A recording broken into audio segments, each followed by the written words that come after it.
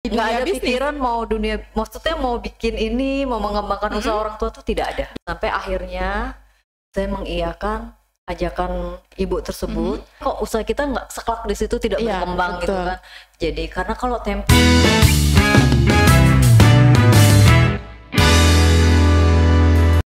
Assalamualaikum warahmatullahi wabarakatuh. Jumpa kembali di channel Insight Kaltim di acara Ngopi Ngobrol Inspirasi.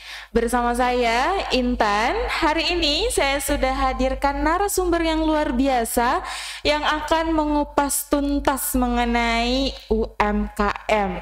Kali ini bersama dengan owner Arsy 88. Di sini ada Mbak Risma.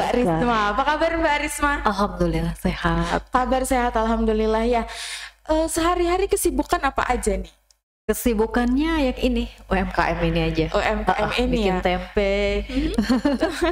Ini adalah produk yang Mbak bawa, Arsy 88 ini ada keripik tempe ya. Iya. Ini ada tempe tradisional. Ini gimana ceritanya nih perjalanan awalnya? Kenapa tiba-tiba Mbak terpikirkan untuk membuat produk dari tempe ini?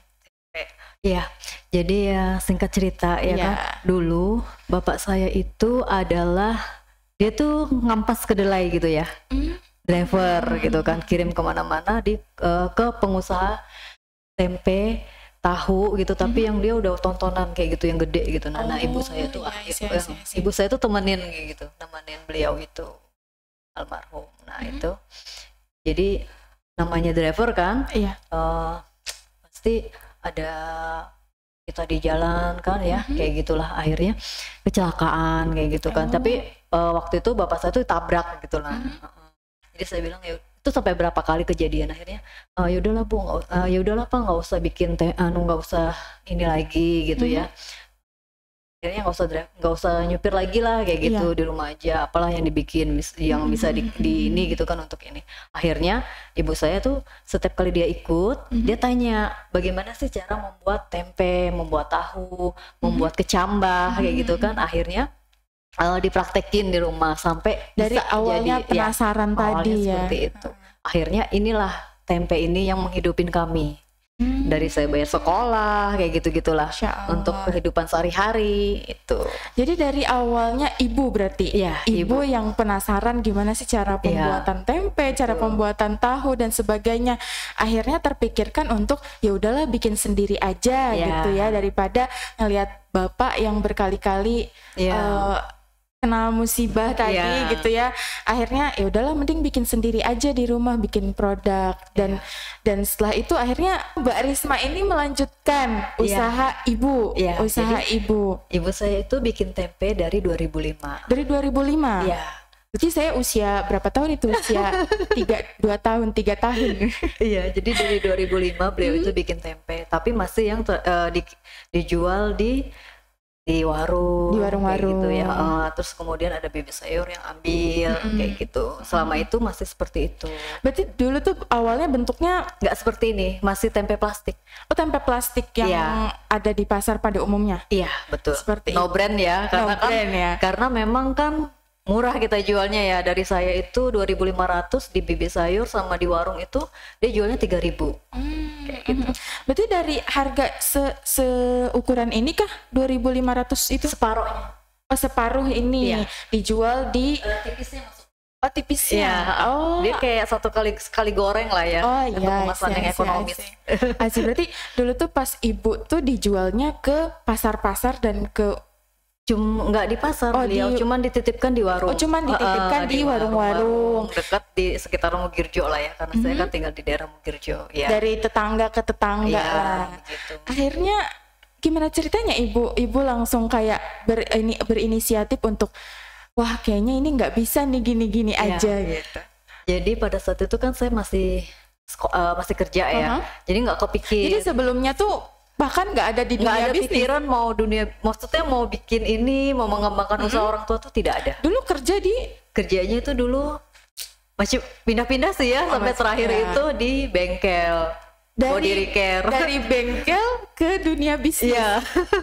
Agak unexpected banget kan. Terus Ya begitu. Jadi akhirnya awalnya itu saya punya suami saya punya teman istrinya itu dia di dinas pemberdayaan perempuan itu dinas pemberdayaan perempuan. Nah kemudian dia punya teman lagi gitu ya. Nah ini dari teman ke teman. Nah ibu itu luar biasa banget. Jadi dia tuh baik banget lah ya. Dia selalu karena dia memang pemberdayaan perempuan. Akhirnya kan dia pernah bilang gini, Bu saya punya temen loh di Mugirjo gitu ya. Dia itu namanya Bu Rahayu. Dia dinas pemberdayaan perempuan. Teman saya itu namanya Mbak Tri ya waktu itu. Dia bilang gini, Bu saya tuh punya temen loh di Mugirjo, dia tuh jualan tempe, dia jualan keripik juga gitu, enak kok Bu, coba ibu cobain kayak dari gitu teman kan. ke teman tadi. Akhirnya ibu ini oh ternyata tetangga gitu ya. Karena beda generasi kan, maksudnya dia kenal ibu saya. Jadi saya kan kalau namanya dulu kita kerja itu kan paling kita pagi pulang sore udah di rumah gitu kan, nggak kenal orang kayak gitu kan. Ya akhirnya oh tetangga ini gitu kan. Akhirnya dia tuh kayak luar biasa banget baiknya ibu itu. Jadi dia bilang gini, Mbak Risma ayo dong ikut pelatihan, ikut ini mulailah diajak ya, mulai diajak. Dulu waktu pertama kali diajak saya nggak berminat gitu loh, belum tertarik belum lah ya. tertarik iya. Sampai akhirnya saya mengiyakan ajakan ibu tersebut. Itu ada pelatihan di dia itu kayak bikin aplikasi behambinan kayak gitu loh. Dia tuh kayak marketplace gitu. Kayak hampir mirip kayak Shopee atau apa gitu. Jadi dia barang-barang kita itu nanti dimasukin di situ, baru nanti ada kurirnya atau apa. Tapi saya nggak masuk di situ juga, masih cuman ikut pelatihannya aja. Nah itu pertama kali saya ikut pelatihan dari dinas itu. Jadi pertama kali mulai dari teman ke teman, ternyata tetangga sendiri gitu ya, mulai diajak-ajak lah ikut pelatihan-pelatihan seperti itu. Awalnya masih belum tertarik ya, sampai akhirnya kayak berubah pikiran kayak ya udahlah kayaknya menarik juga gitu ya. Akhirnya ikut pelatihan-pelatihan itu ya. Semakin menarik pembahasan dari Ibu Mbak Risma ini ya, kita akan kupas tuntas lagi. Tapi sebelum itu kita akan break terlebih dahulu.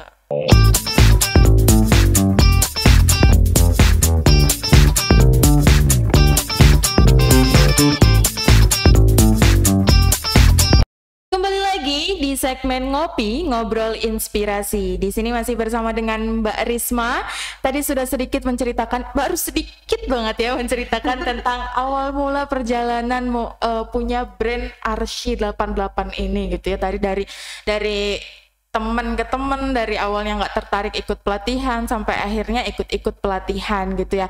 Nah setelah ikut pelatihan itu apa yang dilakukan lagi? Ya semakin banyak.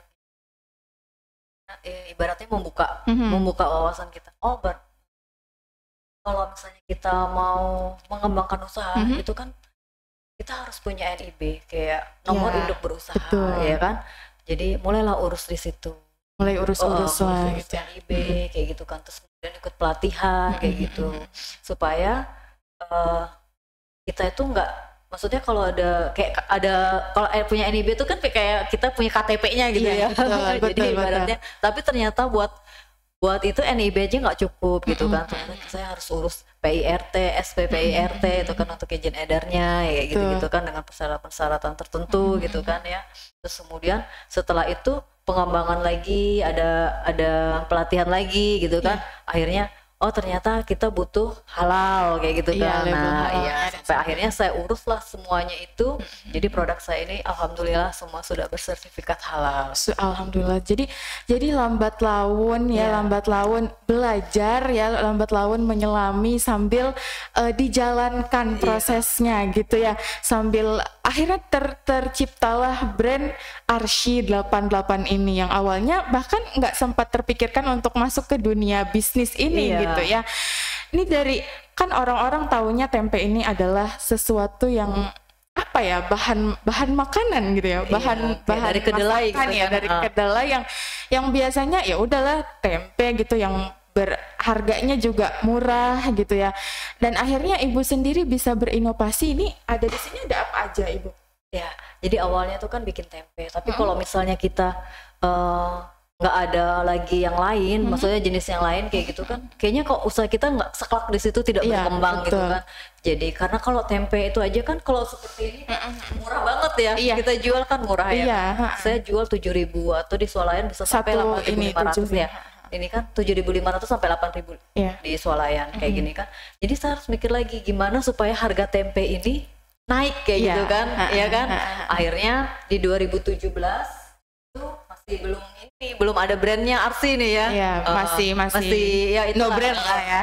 Jadi bikin keripik, kita bikin keripik sesuai dengan order. Jadi waktu itu masih kalangan terbatas aja yang beli. Jadi kayak waktu itu kan adik saya tuh ngajar di SMK Negeri 2. Itu jadi guru-guru situlah yang order atau teman kayak gitu. Nge-brandingnya dulu saya kemana-mana tuh bawa keripik. Sampai pengajian pun saya bawa keripik gitu. Karena keripik nanti disuguhin kayak gitu. Promosinya jalur itulah ya, dari teman ke teman dulu. Kalau nge-branding itu kan ada duit lagi ya. Betul, dengan biaya. Jadi cari yang murah dulu lah ya. Brandingnya tuh seperti itu. Jadi awalnya tuh saya kemana-mana ya bawa keripik kayak gitu. Nanti saya kasih, nanti rasain bagaimana. Maksudnya awalnya tuh kan ngasih tester dulu lah tester. Maksudnya ini layak nggak sih dijual gitu kan? Ini enak nggak? Ini kurang apa gitu kan? Sampai akhirnya kita bisa ini dijual, ini sudah bisa kok Cil dijual gitu. Tapi tantangannya sendiri pernah nggak sih, kan ini dari produk yang begini tiba-tiba jadi keripik ini tentu ada proses ya. Ada proses. Ini tuh kayak bisa langsung sekali bikin langsung jadi kah, atau melakukan banyak perubahan resep kah, atau gimana? Iya, pastinya itu pasti ada kayak gitu. Namanya kita usaha biar sudah ekspor gitu ya, pasti ada. Maksudnya tuh adalah namanya human error tuh pasti ada. Iya, jadi awalnya itu juga kayak bikin keripik ini kan maksudnya tuh nggak cantik bulat-bulat gitu. Kalau dipotong hancur. Wah, itu pasti ada. Human errornya dulu gitu ya, dicoba-coba dulu gitu ya. Berarti awal mulanya itu mulai dari tahun berapa? Kalau bikin keripik tempe itu 2017 kita 2017-an ya. Berarti sekarang udah. Tapi baru mulai di UMKM terjun itu ya sekitar puluhan lah ya. Pas masa COVID berarti. Itu. Berpengaruh nggak sih? Berpengaruh. Pas COVID itu kan bukan lagi rahasia umum lah, banyak akhirnya usaha-usaha yang kolaps, banyak akhirnya usaha-usaha yang gulung tikar. Tapi Mbak sendiri justru malah muncul di permukaan untuk jadi ini COVID gitu. itu kan sebenarnya bisa dibilang bencana ya buat semuanya kayak gitu kan. Maksudnya itu virus gitu. Tapi ada juga yang anugerah buat sebagian orang. Kayak teman saya waktu itu dia kebanjiran order untuk masker. Masker tuh sampai ribuan kayak gitu kan. Kalau itu saya percaya kalau itu kayak gitulah ya Mbak ya, pasti kan memang ada ininya.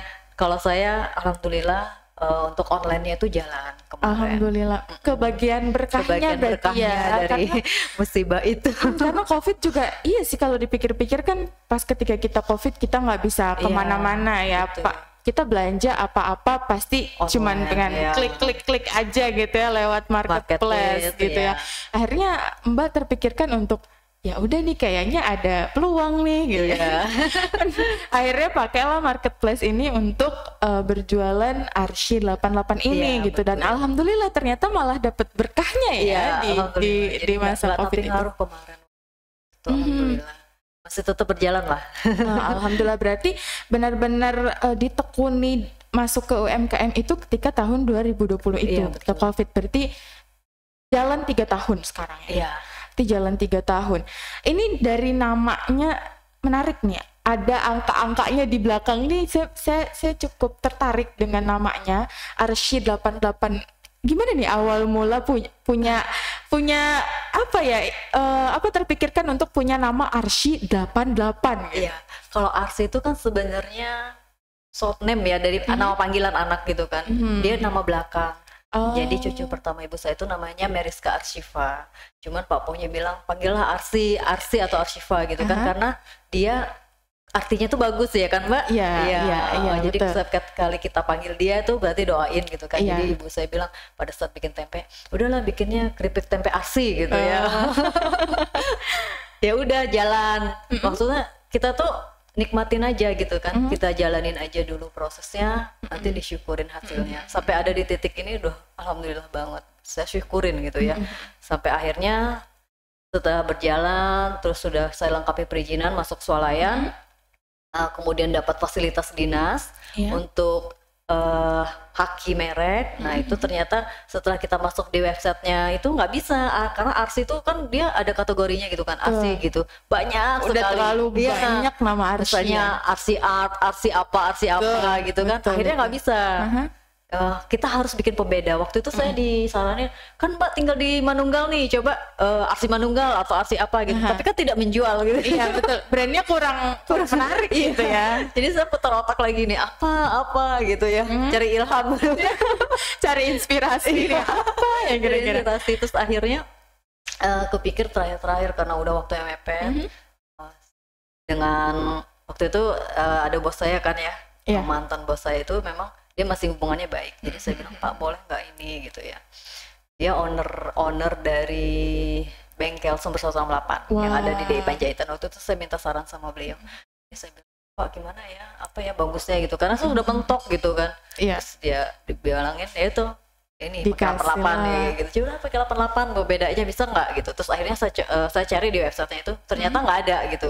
Oh ini bisa nih saya pakai. Akhirnya bisa dipakai. Iya, saya pakai ARSI 88 ini untuk pengajuan merek. Hasil dari saran dari Bapak Jenilo itu. Dari Bapak Jenilo ini, jadi terbentuklah nama ARSI 88. Di sini juga ada ini ada apa ini? Itu sambal pecel oven. Sambal pecel oven. Ya. Sambal instan berarti. Sambal instan. Jadi tinggal diseduh. Nggak perlu, tinggal dikasih air aja. Udah. Air panas. Tinggal diseduh begitu ya. Tinggal diseduh. Ini sambal pecel oven ini berarti bukan dari kedelai dong? Bukan, itu dari kacang tanah. Dari kacang tanah. Jadi inspirasinya itu, saya kan ada beberapa, maksudnya tuh kalau mau masuk ke swalayan gitu kan, saya nggak bisa cuma satu produk. Iya. Jadi harus ada beberapa produk gitu, maksimal 5, kadang kayak gitu ya. Jadi saya coba bikin itu, karena bapak saya itu kan orang Blitar. Setiap kali ada keluarga atau apa yang datang ke sini, selalu kasih saya sambal pecel gitu kan. Jadi akhirnya saya mintalah resepnya itu sama tante saya tuh. Apa sih resepnya, dikasih, saya trial sampai akhirnya saya bisa, maksudnya ini layak nih untuk dijual gitu. Tapi pecel ini kan sebetulnya bukan khas Kalimantan ini. Kalau Mbak Risma sendiri asli orang sini kah atau? Bukan. Jadi saya tuh sebenarnya ibu saya Jogja, bapak saya Blitar. Tapi beliau merantau di sini. Berarti Jawa Timur, Jawa Tengah? Iya, Jawa Tengah. Jawa Tengah, akhirnya merantau ke sini. Tahun berapa merantau? Jadi orang tua di tahun 81. Tahun 81. Jadi saya itu lahir di Lampung, besar di Samarinda. Jadi aslinya orang tua itu orang Jawa Tengah, lahirnya di Lampung, besarnya di Samarinda. Sekarang tetap di Samarinda. Punya suami di Samarinda, punya keluarga di Samarinda gitu. Tapi keluarga semuanya ada di Samarinda kah? Ibu sudah di Samarinda. Ibu sudah di Samarinda berarti ya, tapi masih sering mudik ke Jawa Tengah, ke Jogja gitu. Saya juga anak rantau kebetulan. Saya juga dari Jawa Barat. Bandung berarti ya? Ya. Jawa Barat apa? Dari Jawa Barat, Bandung. Saya dari Bandung. Ya baru sekitar 1 bulanan lah di sini. Justru. Iya. Pergi pula ke Samarinda. Jadi kita adalah wanita-wanita rantau. Adalah wanita rantau. Lalu di sini untuk ini tentu ya bahan-bahannya kedelai. Ini bahan kedelai. Tadi ini untuk bahan-bahannya dari kacang tanah. Untuk sampai saat ini baru ada 3 produk ini kah? Saya baru punya 3 produk ini. Baru 3 produk ini. Untuk kemasannya sendiri, ini langsung pas kayak kayaknya punya inspirasi bikin sambal pecel nih kayaknya dikemasnya begini aja deh. Ini melewati try and error juga atau langsung gitu? Kalau untuk kemasannya, iya sih, kalau misalnya kadang kan kalau kita mau bikin produk, kalau saya gini ya, kalau misalnya saya tuh mau bikin ini gitu ya, saya sudah mikir kemasannya itu seperti apa supaya udah dipikirkan dari awal gitu, supaya nggak kelihatan kayak abal-abal banget sih, maksudnya itu yang biasa banget gitu kan. Kita harus maksudnya kemasan ini selain menarik kan bisa menjual kayak gitu. Dari packagingnya sendiri nih, dari kemasannya sendiri gitu kan, ini cukup menarik gitu ya. Ini di sini ada. Ini kalau ini memang begini kemasannya dari awalnya itu sebenarnya jujur saya waktu mau masuk ke swalayan itu nggak ada kepikiran mau masukin tempe. nggak ada kepikiran masukin Nggak ada tempe justru kepikiran awalnya. mau masukin tempe. Terus Iya. apa yang awalnya mau dimasukin? Karena saya pikir tempe kan nggak tahan lama ya kan. Betul. Iya. Jadi saya masukin tuh malah keripik. Keripik tempenya. Jadi awalnya saya tuh kan datang ke Yugomat Jalan Wahid Hasim ya. Saya ketemu sama bayarnya waktu itu masih Balita, terus saya ada ketemu manajernya juga waktu itu masih Pak Andi. Jadi ngobrol-ngobrol setelah saya masukin tempe kan beliau tahu gitu lah, maksudnya kalau kita pernah cerita kalau saya tuh ternyata bikin tempe sendiri gitu kan. Iya. Akhirnya dia maksudnya banyak mengkasih masukan-masukan gitu kan ke UMKM. Jadi beliau bilang, udah kalau ibu bikin tempe sendiri, masukin tempenya, tapi saya mau yang tradisional gitu. Justru diminta yang tradisionalnya. Kalau yang daun saya nggak mau deh. Kalau yang kalau yang plastik saya nggak mau kayak gitu. Kalau ibu ada bikin tahu, masukin tahu, tapi saya nggak bisa bikin tahu. Justru awalnya diminta yang tradisionalnya. Iya, jadi yang ini. Iya, jadi ternyata saya pikir gini, dari awal, maksudnya, wah ternyata tempe ini ada pasarnya gitu kan. Jadi dari mimpi saya yang sederhana itu, yang ibaratnya saya pengen tempe tuh naik kelas gitu kan. Karena awalnya memang kita jualan tempe ya kan, dijual di warung tradisional atau pasar tradisional, tapi dikemas dengan packaging yang baik, bisa sampai ke market yang modern gitu kan. Terus harganya juga naik kayak gitu kan. Kalau yang biasa-biasa yang kayak gini kan, saya jualnya kan murah karena memang itu sekali goreng gitu kan, jadi kecil, lebih tipis lagi.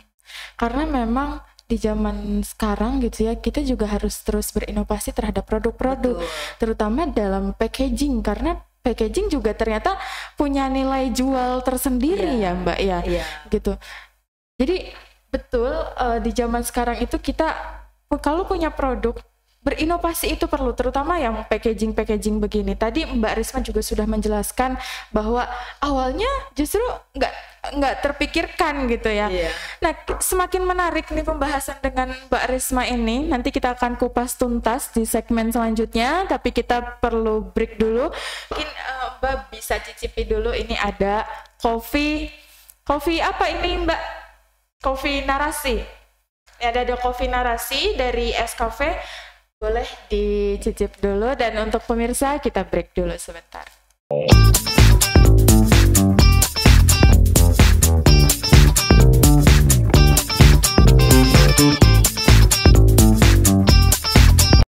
kembali lagi masih bersama saya di Ngopi Ngobrol Inspirasi. Tadi Mbak Risma dari bermula punya mimpi ingin menaikkan derajat tempe ini jadi semakin berkelas gitu ya. Jadi semakin berkelas, akhirnya terciptalah Arsy 88 ini ya. Ini untuk tentu ya, untuk packagingnya ini punya teknik-teknik sendiri dalam pengemasannya gitu ya. Ada teknik-teknik tertentu nggak sih Mbak? Yang biasa-biasa aja. Tapi kalau ini itu pakai mesin nggak sih? Saya belum punya continuous sealer, jadi masih hand sealer aja yang biasa. Oh, masih pakai. Gitu. Untuk di produksinya sendiri sehari atau per minggu kah, atau? Kalau tempe itu saya setiap hari bikin. Setiap hari produksi. Saya setiap hari bikin karena memang maksudnya saya melayani warung kan ya, yang setiap hari ambil. Kalau daun ini saya khusus di swalayan aja. Kalau yang daun ini khusus di swalayan aja. Iya, tapi kalau yang daun itu memang tiap gitu. Jadi satu hari itu sekitar 20 kilo saya bikin. Satu hari 20 kilo. Iya. Dikerjakan dibantu oleh karyawan kah, atau? Saya berdua sama ibu. Berdua dengan ibu saja mengerjakan 20 kilo setiap harinya. Iya. Cuman kan karena terbantu ada mesin pengecek kedelainya itu. Jadi tinggal lebih agak ringan lah ya. Lebih di pastilah sangat-sangat terbantu dengan adanya mesin itu. Tapi kalau untuk keripik tempenya sendiri? Kalau keripik tempe itu saya bikinnya setiap weekend. Setiap weekend berarti? Iya. Jadi Jumat, Sabtu, Minggu itu saya pasti sudah goreng di depan kompor. Sudah berpanas-panasan lah ya. Targetnya berapa tuh setiap weekend? Jadi saya satu minggu itu 15 kilo sekali goreng tuh saya cuma mampu 5 kilo untuk sementara ini. Karena memang maksudnya dari jam sekian saya harus selesai gitu, karena saya harus bikin tempe ini gitu kan. Iya. Dari 5 kilo itu bisa jadi berapa piece? Kalau 5 kilo itu, kalau kemasan 250 gram jadi 20 pieces. Ini yang Kalau ini 80 gram. 80 gram, iya. Jadi saya sebenarnya kalau di pasaran tuh nggak jual yang seperti ini. Yang plastik, boleh diambil nggak? Boleh. Yang kayak gini, yang di swalayan itu. Justru yang di swalayan adalah yang kalau bening kayak gini kan kelihatan produknya. Betul. Ya, jadi ini yang lebih bisa jalan. Packagingnya seperti ini yang jalan di swalayan, yang bisa cepat habis kayak gitu. Nah, kalau di justru saya yang packaging yang bening, yang transparan ini yang justru itu yang bisa menarik malah gitu ya? cepat jalan. Kayak karena mungkin orang tuh kan lihat ya, warnanya bentuknya begini nih, kayak gitu-gitu betul. Terus ada pembeda lah dari mungkin kan kalau yang kan keripik tempe tuh banyak gitu kan di swalayan tuh. Kita masuk swalayan dengan berbagai macam merek A, B, C gitu kan. Tinggal customer pilih. Tapi rata-rata memang packagingnya seperti ini. Rata-rata packagingnya memang seperti itu. Juga seperti ini. Dan itu yang cepat jalan. Kalau kayak gini agak lambat. Dan ini yang 200 gram. Ini yang 250 gram. Oh, yang itu yang 250 gram. Berarti untuk ke swalayan-swalayan. Kalau ini untuk ke marketplace. Kalau ini saya hanya jual, maksudnya itu kalau misalnya kayak nge-branding itu kayak misalnya goodie bag, kayak kita kan pernah tuh saya kerjasama dengan MDFM. Waktu itu di ini apa? MDFM tuh model fashion designer fotografi gitu kan. Komunitas itu gitu. Jadi mereka, nah ini cuma kalau pas di bag gitu kan, ini saya ini untuk gitu sesekali kan, gitu sesekali. Karena memang kita harus punya ini biar pameran pun saya juga bawa yang begini tapi yang sedikit aja, nggak banyak. Tetap bawa seperti ini. Berarti kalau di Shopee pun yang ini kecuali ada custom custom minta karena packagingnya kan seperti ya, Mbak, ya. Betul, pasti ini sedikit apa sih isinya terlihat sedikit. Dia cuman menang di ininya packagingnya aja. Dia cantik memang gitu kan. Kalau ini saya jualnya itu 28 ya 28.000. Kalau di swalayan itu ada yang 27.500 sampai 30.000. Beda-beda sih, setiap swalayan marginnya kan beda-beda. Nah, itu di segitu. Kalau ini saya jual 15.000 misalnya. Nanti margin 20% kan jadinya ditambah itu. Jadi lebih baik saya masuk lebih worth it ini akhirnya gitu juga banyak gitu. Betul. Dan jadi kalau saya ke swalayan menawarkan dua kemasan pasti tetap yang ini. Ya namanya orang Indonesia, kita cari yang murah dan banyak gitu ya biasanya gitu ya. Dan untuk sambal pecelnya ini produksinya sama kah? Saya oven semuanya. Oh, saya di oven. Iya. Setiap minggu? Itu ya seminggu paling saya sedikit aja sih ya kalau sambal pecel ini masih mampu sedikit karena memang ovennya tuh lama gitu, 2 jaman lebih, Mbak. Berarti sekali produksi bisa cuma sekilo aja. Sekilo sekali produksi berapa piece berarti? Jadinya itu sekitar 8 kotak itu. 8 kotak, tapi tetap dijualnya tetap dimasukin ke swalayan-swalayan atau jadi itu maksudnya masuk ke swalayan juga. Itu masih produk baru lah ya. Dari RC88 sekitar 6 bulanan saya baru produk saya launching. Tapi untuk ketahanannya sendiri, kalau di oven itu kan kering ya, Mbak ya. Jadi dia minyaknya itu minyak asli dari kacang tanah itu sendiri. Kalau kita blender dia terlalu lama gitu kan nanti minyaknya keluar sendiri. Betul. Nah, situ. Jadi dia tuh saya pernah coba semua produk yang saya masukkan ke swalayan itu saya sudah tes ketahanannya berapa lama kayak gitu, kayak tempe gitu kan. Saya packaging kayak gini, saya belum masukin swalayan, saya coba dulu. Ini kalau tempe itu bisa insya Allah 7-10 hari bisa. 7-10 hari yang ini. Kalau keripik itu 1,5 bulan ya. 1,5 bulan ya. Di suhu ruangan. Seperti setelah di kayak gini kan ya, itu masih bagus. Kalau itu saya coba itu 6 bulan masih bagus. Ini 6 bulan masih bagus gitu. Jadi target pemasarannya tuh kemana kalau Ibu sendiri? Saya tuh masuk swalayan dulu. Dari swalayan gitu. Swalayan lokal lah paling enggak. Kalau yang nasional itu kan butuh proses yang banget. Betul.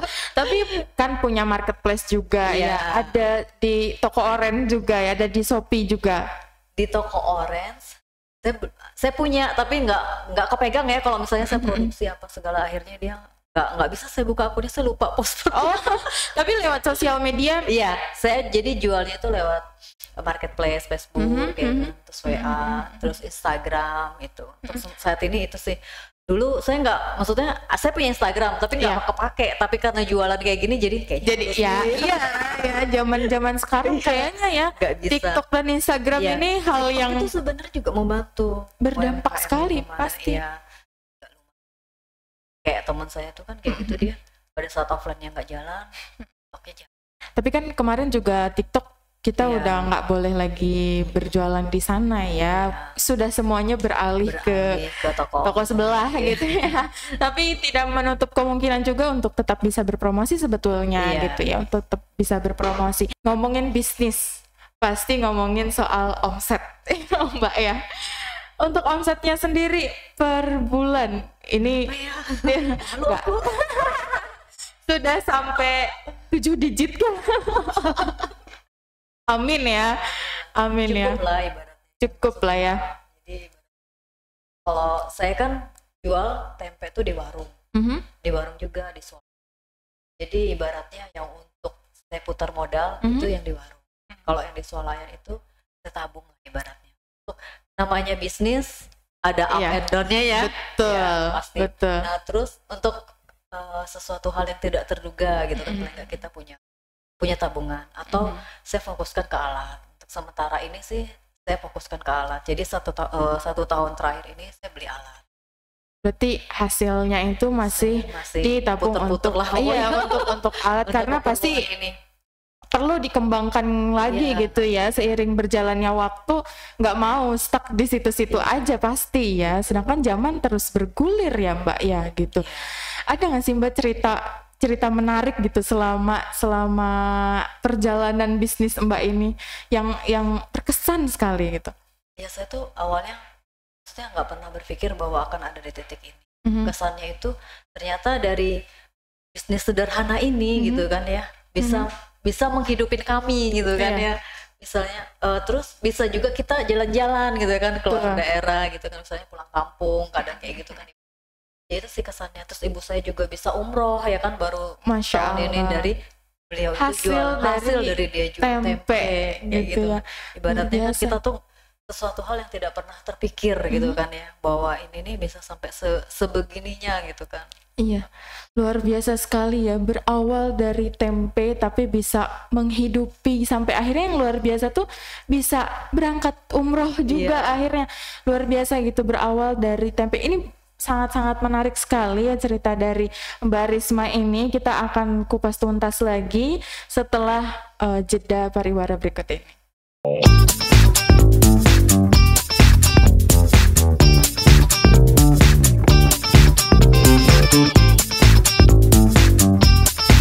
Kembali lagi di Ngobrol Inspirasi. Wah, sebetulnya ini gak kerasa banget ternyata udah di segmen terakhir aja nih Mbak. Kita asik banget ngobrol dari segmen pertama ya. Gak kerasa ternyata udah ada di segmen terakhir. Mungkin Mbak Risma sendiri tadi kan sudah cerita dari awal mula perjalanan, hal-hal yang paling berkesan dan sebagainya gitu.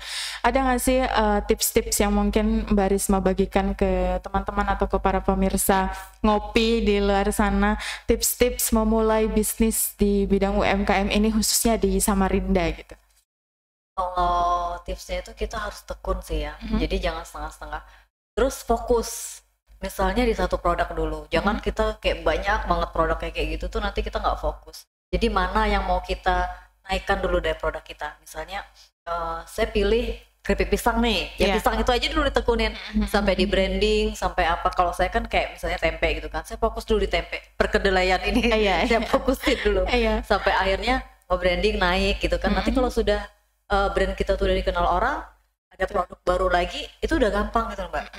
Udah ngikut. Tinggal berinovasi gitu ya. Tinggal kita inovasi aja. Oh ini nih punya ini nih, mungkin karena yang itu enak, insya Allah ini enak juga gitu kan. Betul, ya. Jadi betul. fokus ya dan konsisten intinya. Fokus dan konsisten gitu ya. Ini untuk para pemirsa, kalau teman-teman mau memulai bisnis awalnya harus tekun, fokus dan konsisten gitu. Jangan ya. Karena kalau kita mau mulai bisnis itu kan pasti ada kendala-kendala. Betul. Kendala-kendala itu aduh jangan down gitu loh. Maksudnya ada kendala apa? Justru hadapi aja gitu ya. Nanti pasti dari kendala itu ada pengalaman, ada solusinya kayak gitu kan. Betul. Oh, ternyata kalau seperti ini begini nih yang harus kita ambil kayak gitu kan. Akhirnya nanti jadi cerita lah ya. Betul.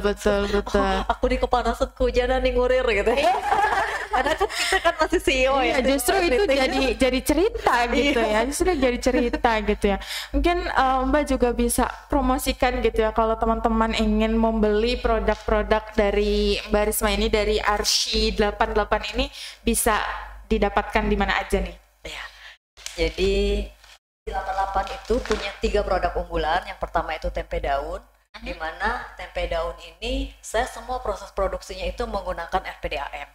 Jadi insya Allah bersih ya kan. Kemudian kalau keripik tempe itu non MSG.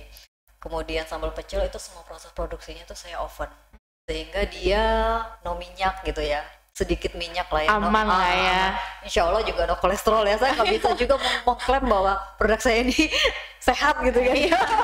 Ya, tapi kan nggak boleh kita mengklaim. Iya betul. Ya.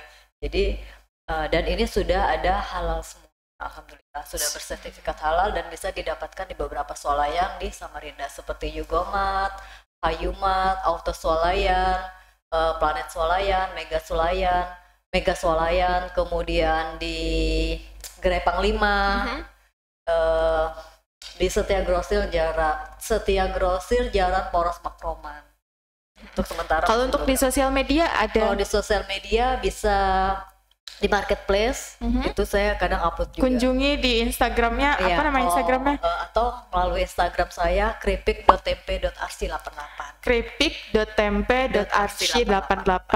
Di Facebook mungkin? Facebooknya itu saya masih pakai pribadi. Masih pakai pribadi, berarti jadi ke ini Instagram aja. Di Instagram aja atau, tadi. Nanti bisa dicantumin nomor WA saya. Boleh. Nanti untuk teman-teman yang penasaran dengan produk-produknya dari Mbak Risma ini, dari Arsy 88 ini, bisa ditemui di swalayan-swalayan yang tersebar di Samarinda ini yang tadi sudah disebutkan, banyak sekali gitu ya, Masya Allah luar biasa. Dan ada juga nanti di Instagramnya tadi di kripik.tempe.arsy88. kripik.tempe.arsy88, dan nanti juga bisa hubungi di nomor WhatsApp di bawah ini gitu ya. Wah, luar biasa. Kita sudah ada di penghujung acara. Terima kasih Mbak atas ilmu-ilmu dan atas atas cerita-cerita yang mungkin bisa menginspirasi banyak orang di luar sana gitu ya. Ternyata dari hal yang mungkin banyak orang yang anggap ini adalah hal sepele, tapi kalau kita mau berinovasi, kalau kita mau ditekunin gitu ya, dijalankan dengan secara konsisten, justru ini bisa menjadi menghasilkan income buat kita. Iya, bisa menghasilkan income, dan itu luar biasa gitu ya, bisa menghidupi gitu ya, berawal dari kedelai ini gitu ya. Tempe naik kelas. Tempe naik kelas. Luar biasa Mbak Risma, terima kasih atas bincang-bincangnya hari ini. Semoga tidak kapok untuk datang ke Insight Kaltim ini. Kembali kasih dengan senang hati. Terima kasih. Jangan lupa tetap pantengin terus channel Insight Kaltim di Ngobrol Inspirasi. Jangan lupa like, komen, dan subscribe. Sampai jumpa. Assalamualaikum warahmatullahi wabarakatuh.